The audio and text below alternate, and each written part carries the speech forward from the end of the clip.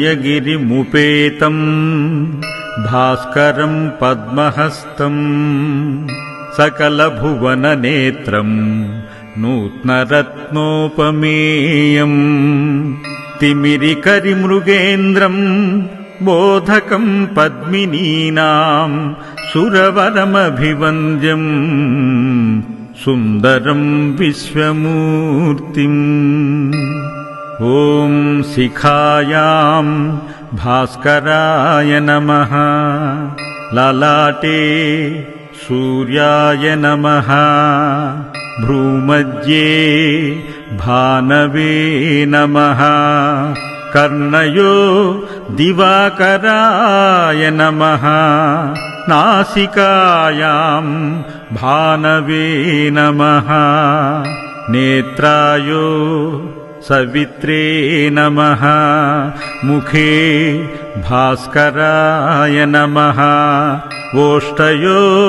पर्जन्याय नमः पादयो प्रभाकराय नमः ॐ ह्रां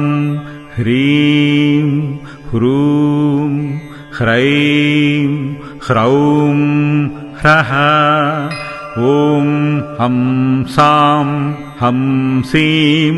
हंसूं हंसैं हंसौः हंसः ॐ सत्यतेजोज्ज्वलज्वालामालिने मणिकुम्भाय हुं पट् स्वाहा पूर्वदिग्भागे स्थितिरूपककारणाय मां रक्षतु ॐ ब्रह्मतेजोज्ज्वलज्वालामालिने मणिकुम्भाय हुं पट् स्वाहा ॐ तारकब्रह्मरूपाय परयन्त्र